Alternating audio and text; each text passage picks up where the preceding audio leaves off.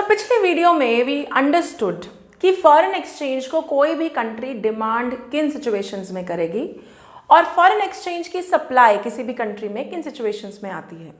यानी कि हम लोग कर रहे थे फ्लेक्सिबल एक्सचेंज रेट सिस्टम। आज की वीडियो में समझेंगे कि भाई exactly foreign exchange rate flexible exchange rate में डिटर्मिन कैसे होती है। वेलकम एवरीवन, आप लोग देख रहे हैं eco world digital classes. This is macro economic series for standard 12th and we are doing chapter of foreign exchange.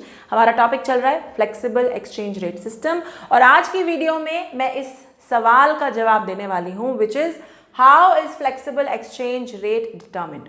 तो अगर कहीं ये 1 नंबर का क्वेश्चन है तो आपका सिंपल आंसर होगा it is determined by market forces या in other words demand and supply of foreign exchange. But अगर ये कहीं 6 नंबर का क्वेश्चन आता है तो आप पहले सोर्सेज लिखेंगे डिमांड और सप्लाई के। पहले आप उसको डिफाइन करेंगे, फिर sources of demand sources of supply लिखेंगे, फिर ये डायग्राम बनाएंगे और फिर इसको एक्सप्लेन करके फाइनली इसको क्लोज करेंगे। Okay, so let's understand flexible exchange rate determine कैसे होती है, डायग्राम से समझते हैं। तो इस एक्सिस पे है foreign exchange units, okay, this exchange इस पे है forex rate, okay, rate on Y axis, foreign exchange के units on X axis. Demand curve is inversely related, तो डिमांड कर्व ये और ये सप्लाई कर्व। तो इनिशियली क्या है, फॉरेन एक्सचेंज मार्केट में किसी एक पर्टिकुलर फॉरेन एक्सचेंज का इक्विलिब्रियम है। Okay, so E is equilibrium point. Equilibrium point का मतलब जहां demand of a foreign exchange is equal to supply of that foreign exchange, तो वो इक्विलिब्रियम है। This equilibrium is happening at rate R and units M।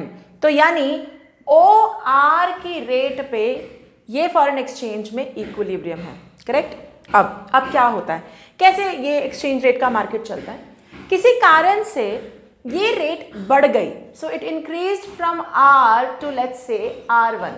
कोई कारण हुआ, rate बढ़ गया। अब इसका क्या असर होगा, इसको देखते जाओ, लुक एट दिस।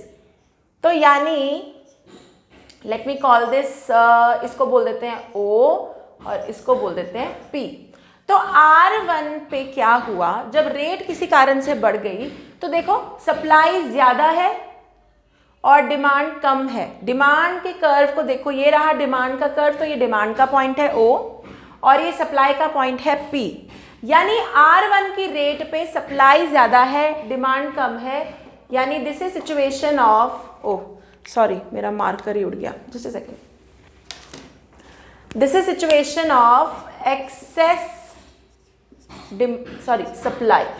क्यों एक्सेस सप्लाई क्यों है, तो OP क्या है, एक्सेस सप्लाई। अब OP एक्सेस सप्लाई क्यों है, क्योंकि R1 की रेट पे सप्लाई ज्यादा चल रहा है और डिमांड कम। डायग्राम को देखो, डायग्राम में जो दिख रहा है उसी को समझो। सप्लाई ज्यादा है, डिमांड कम है। O का पॉइंट अगर मैं इसको एक्सेस से रिलेट करूं तो तुम ज्यादा आसानी से समझ पाओगे। ये देखो, अगर मैं O को एक्सेस से रिलेट करूं तो ON की डिमांड है और अगर सप्लाई को एक्सेस से रिलेट करूं तो OT की सप्लाई है, दिख रहा है, ON की डिमांड OT की सप्लाई। तो यानी clearly OT is greater then ON, तो सप्लाई है एक्सेस सप्लाई। ओके, इसको हम अभी फिलहाल रब कर देते हैं, वरना बहुत ज्यादा डायग्राम में बहुत सारी चीजें होंगी तो कंफ्यूजन हो जाएगा। मैंने ये समझाने के लिए ड्रॉ किया था, अभी मैं इसको हटा देती हूँ। Okay, now clear. तो अब एक्सेस सप्लाई, अब लास्ट ईयर का चेन इफेक्ट्स याद करो। कभी भी जब एक्सेस सप्लाई होता है तो इकोनॉमी में रेट पे क्या असर आता है, प्राइस पे क्या असर आता है। एक्सेस सप्लाई का मतलब है supply is greater than demand. So whenever supply is greater than demand what will happen, the rate is going to fall. तो ये जो R1 की रेट थी ये वापस घट के R पे आ जाएगी, यानी इक्विलिब्रियम रेट पे वापस आ जाएगी। ठीक, सिमिलरली किसी कारण से रेट घट गई, R2 हो गई। अब जब R2 हुई रेट तो ये इन दोनों पॉइंट्स को कहां पे टच कर रही है, let's call this C and D। अब यहां क्लियरली दिख रहा है C पॉइंट पे सप्लाई को टच कर रही है, D पॉइंट पे डिमांड को टच कर रही है, और यहां क्लियरली दिख रहा है कि यहां पे एक्सेस डिमांड की सिचुएशन है, यानी CD is representing excess demand. Okay, और एक्सेस डिमांड क्या होता है, when demand is greater than supply. Are we clear. अब जब डिमांड सप्लाई से ज्यादा होती है तो रेट का क्या होता है, what happens to prices, rate बढ़ जाते हैं, demand is more than supply. तो इसी कारण से ये रेट वापस घूम फिर के आर पे आ जाएगी। यानी फॉरेन एक्सचेंज के मार्केट में भी इक्विलिब्रियम रेट से अगर रेट किसी कारण से बढ़ गई तो एक्सेस सप्लाई क्रिएट होगा, चेन इफेक्ट है, एक्सेस सप्लाई की वजह से रेट वापस घट के आर पे आ जाएगा, इक्विलिब्रियम अपने आप रिस्टोर हो जाएगा। सिमिलरली अगर किसी कारण से इक्विलिब्रियम रेट टूट गई, R2 पर आ गई, तो एक्सेस डिमांड की सिचुएशन हो जाएगी, और एक्सेस डिमांड, चेन इफेक्ट क्या होगा, जब एक्सेस डिमांड होते हैं तो रेट वापस बढ़ जाते हैं, तो R2 से R जाके वापस इक्विलिब्रियम सेट हो जाएगा। इस तरीके से मार्केट फोर्सेस का काम अपने आप चलता रहता है विदाउट एनी इंटरफेरेंस। ऐसे ही किसी फॉरेन एक्सचेंज का सप्लाई और डिमांड कभी इक्विलिब्रियम पे हो जाता है, कभी एक्सेस हो जाता है तो रेट बढ़ जाता है, अगर डिमांड एक्सेस होगी तो रेट बढ़ गए, अगर सप्लाई एक्सेस हो गई तो रेट टूट गए।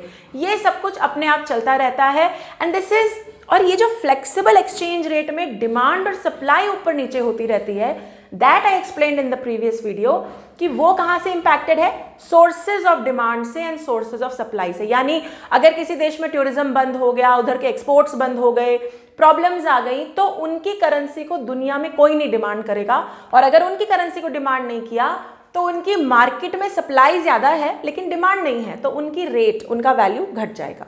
Are we clear? इस तरीके से फ्लेक्सिबल एक्सचेंज रेट सिस्टम से फॉरेन एक्सचेंज रेट डिटर्मिन होता है। अब ये समझते हैं कि इस एक्सचेंज रेट सिस्टम के फायदे, मेरिट्स और डीमेरिट्स क्या हैं। ओके, एक बात यहां पे कह दूं, डायग्राम को कभी तुमने याद नहीं करना, तुम्हें लॉजिक को याद रखना है और लॉजिक के हिसाब से डायग्राम बनानी है। अगर तुम कभी देखना, माइक्रो में भी लास्ट ईयर, अगर तुमने डायग्राम का रट्टा लगा के फिर लिखने की कोशिश की तो कई बच्चे आर गुड एट इट कर लेते हैं, but a lot of people get confused, और आगे आगे तो ये कंफ्यूजन बढ़ेगा। तो मेरा सजेशन है लॉजिकली गो स्टेप वाइज, पहले इक्विलिब्रियम बनाओ, फिर इक्विलिब्रियम से रेट बढ़ी, एक्सेस सप्लाई हुई, उससे रेट वापस घटी, फिर दूसरा केस बनाओ, रेट घटी, एक्सेस डिमांड हुई, रेट वापस बढ़ गई। इस तरीके से अपनी डायग्राम को बनाओ और जैसे बनाई थी वही पॉइंट्स लिख डालो, एक्सप्लेनेशन ओवर। तो अगर ये 6 नंबर का क्वेश्चन आता है, definition, okay, sources of demand and supply, diagram and diagram का explanation. Are we clear? Great. Merits क्या है, इस सिस्टम के मेरिट्स क्या है? सबसे तगड़ा तो मेरिट यही है, गोल्ड रिजर्व नहीं रखनी तुमको, क्योंकि गोल्ड रिजर्व की बात ही नहीं आई कहीं पर भी। So you don't need gold reserves. Her country को रिजर्व मेंटेन करनी है, लेकिन अपनी करेंसी के हिसाब से नहीं मेंटेन करनी, फिर तो गड़बड़ हो जाएगी, इतना रिजर्व तो बना ही नहीं सकते।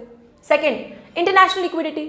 अब जब गोल्ड की बात ही नहीं है तो कोई भी करेंसी किसी भी करेंसी में एक्सचेंज हो सकती है, स्वैप्स हो सकते हैं, वो लिक्विडिटी बढ़ गई है। So even if you have Indian rupee at your end, because there is a foreign exchange market, आप इंडियन रुपी को बेच के कोई भी और करेंसी खरीद सकते हैं, तो आपकी लिक्विडिटी इंटरनेशनल हो गई है, कहीं पर भी आप पैसे को एक्सचेंज कर सकते हैं। थर्ड, वेंचर कैपिटलिज्म बहुत प्रमोट हुआ है ना। What is venture capitalism? तुमने सुना होगा, आजकल स्टार्टअप्स का बहुत सीन है। So lot of people are starting up new companies, generally ये टेक्नोलॉजिकल या प्रोफेशनल कंपनीज होती हैं, और इनको मिलती है फंडिंग। वो जो फंडिंग का सीन है उसे टेक्निकल शब्दों में बोलते हैं venture capitalism. So venture capitalism is when somebody wants to invest in potential startup, मतलब किसी को लगता है कि यार ये बहुत बढ़िया काम करेगा फ्यूचर में, आज इनको पैसे की जरूरत है, तो इक्विटी शेयर्स के बदले में मैं इनको पैसा दे देता हूँ। अब ये जो पैसा लगाने वाले लोग होते हैं, ये जरूरी नहीं है कि आपकी कंट्री के हों, they could be from Russia, from US, from UK, और उनके पास है अपनी currency. Thanks to this flexible exchange rate system ये कर पाना आसान है, लेस कॉम्प्लिकेटेड है, लिक्विडिटी के इश्यूज नहीं है, एंड दैट इज वाई दुनिया में venture capitalism is on a high rise, you know, तभी चल रहा है बहुत ज्यादा। ओके, डीमेरिट्स, पहला, मार्केट इंस्टेबिलिटी। कभी भी कुछ भी हो जाता है तो रेट ऊपर नीचे हो जाते हैं, वोलेटाइल है बहुत, वोलेटाइल मतलब कभी भी ऊपर नीचे। I take an example here. तो पिछले साल क्या हुआ, Turkish lira, lira is currency of Turkey, suddenly free fall, उड़ गई। क्यों उड़ी? क्योंकि वहां पे कुछ पॉलिटिकल इंस्टेबिलिटी, कुछ प्रॉब्लम चल रहा था देश के अंदर, जिसकी वजह से फॉरेन एक्सचेंज रेट टर्की का टूट गया। अब तुम ध्यान से सुनना, जैसे ही टर्की का रेट टूटा तो जिन लोगों ने टर्की का लीरा खरीद रखा था बाद में बेचने के लिए, या जिन्होंने ऐसे काम कर रखे थे जिसमें टर्की का लीरा यूज हो रहा था, उनको सडनली लगने लगा कि मर गए, करेंसी टूट रही है, हमें तो नुकसान होगा। सो दे स्टार्टेड सेलिंग, बेचना शुरू कर दिया। I hope this is clear. अगर तुमने कोई चीज खरीद के रखी है और तुम्हें पता है उसके दाम और भी घट रहे हैं, तो तुम क्या करोगे? सडनली बेचना शुरू करोगे। तो उन्होंने बेचना शुरू किया, लेकिन क्या किया टर्किश गवर्नमेंट ने, वेरी इंटरेस्टिंग, उन्होंने टर्की बेचने के सारे रास्ते बंद, टर्किश लीरा बेचने के सारे रास्ते बंद कर दिए, मतलब इम्पॉसिबल कर दिया कि कोई टर्किश लीरा आसानी से बेच सके। और ऐसा इन्होंने क्यों किया? इंटरेस्टिंगली, इलेक्शंस आने वाले थे और वो ये नहीं चाहते थे कि इकोनॉमी डूबी हुई दिखे बिफोर इलेक्शंस। तो तुम सोच भी नहीं सकते कि फ्लेक्सिबल एक्सचेंज रेट में पॉलिटिकल इंस्टेबिलिटी, कई फैक्टर्स इतना ज्यादा रेट को इंपैक्ट करती हैं और रेट कभी भी ऊपर नीचे हो सकती है। It's very highly prone to change. Okay, second point, stable monetary policy possible नहीं है। मॉनेटरी पॉलिसी क्या होती है? इंटरेस्ट रेट्स कभी बढ़ गए कभी घट गए, फॉरेन एक्सचेंज को देखते देखते आपको कभी रेट बढ़ाने पड़ते हैं कभी घटाने पड़ते हैं। तो एक जैसी पॉलिसी, एक जैसा हाँ जी बिल्कुल ऐसा चल रहा है, वो नहीं चलने वाला। स्टेबिलिटी मॉनेटरी पॉलिसी में रखना मुश्किल हो जाता है।